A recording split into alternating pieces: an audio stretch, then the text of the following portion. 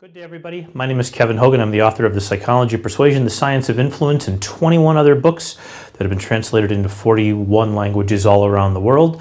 Today, hypnotic storytelling using narrative transportation to take your listener or your reader to where you want them to go every single time.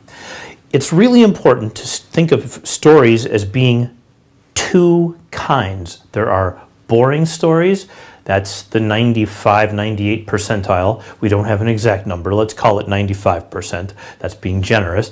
And then we have the persuasive or the compelling or the consuming story. Now, these two kinds of stories have been studied by scientists, and particularly the last 10 years, especially with the onset of internet marketing, online marketing, and generating great stories that command attention in a super crowded marketplace.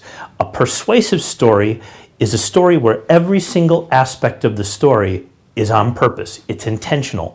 It's been structured, created, developed, and told with you, in this case, the listener in mind. And over the series of videos, I'll tell you a few stories that you can then use as templates to create your own that you can tell other people.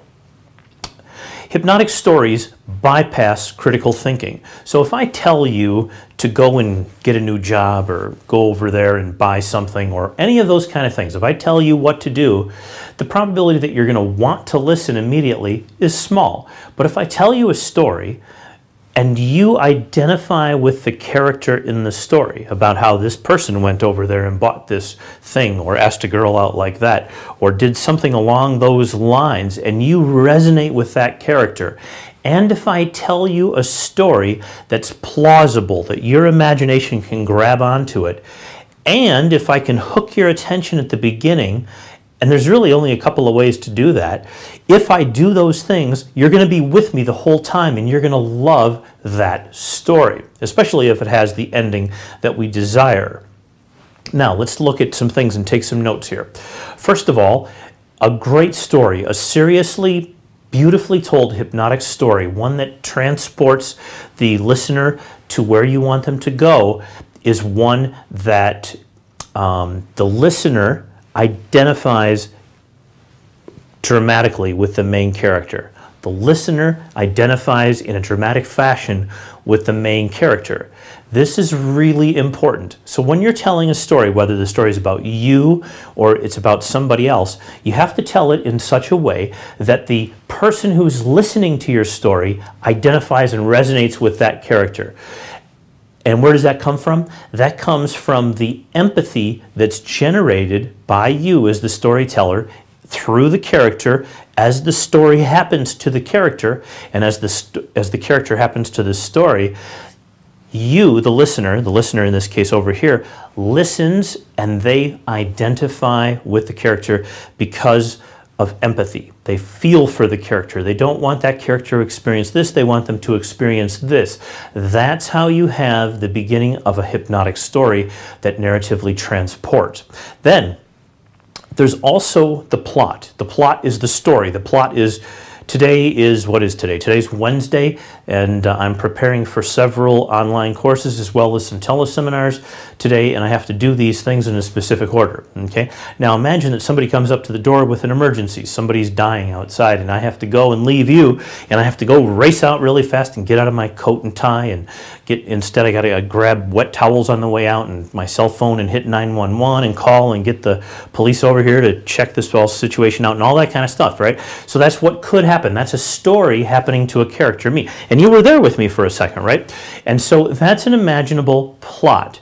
But it also has to be imaginative. In other words, it has to be something that the listener can really picture in their mind, that they can feel and empathize, hear, feel, taste, touch, picture in their mind, but it also has to be imaginative enough that it's unique enough or surprising enough or mysterious enough or curious enough to where they're going to want to listen to see what happens. By the way, there was nobody outside, so I don't know what happened in that future story there, okay?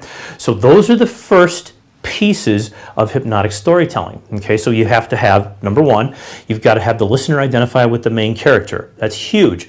That happens through empathy. If you're telling your story in such a way that it builds empathy, you're going to be halfway home. Then comes the plot, and the plot has to be imaginable and imaginative.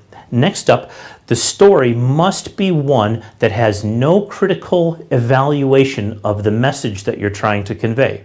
We tell stories for a purpose. Our goal is to cause someone to want to do business with us, or to go out with us, or to marry us, or not to marry all of us, but to marry one of us, or to do some specific thing. That is our goal. That's our outcome that we have in mind.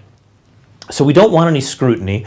We don't want any evaluation of the message. We want the message and the empathy to be there in such a way that the person, you in this case, listening, would immediately accept the idea of the concept of the story. Now, if there's narrative transportation, if it's a truly hypnotic story, there will be no evaluation. Now, this requires a third element to happen, okay? And that's the likelihood that the events in the story could happen. If you tell a story that's so fantastic and so wild and so impossible to believe for that person, they're not going to be taken into the story and consumed by it. So the story has to be real, and the best way to make a real story, if you're telling a story about yourself, an autobiographical story, is to just make sure that the events actually happened in the story that you tell. Pretty simple, huh? Now, in fiction, it's a different story. And so is creating a story that your brand or your website or your business or yourself would be woven into, we'll say, or revolve around. But the likelihood that the events could happen or that they have happened as you describe it is massively huge, okay? So now, is the story going to work that we're telling? Is the story going to work? Well, first of all, it will have a better chance of working if your audience or the person who's listening to you is familiar with the basic topic.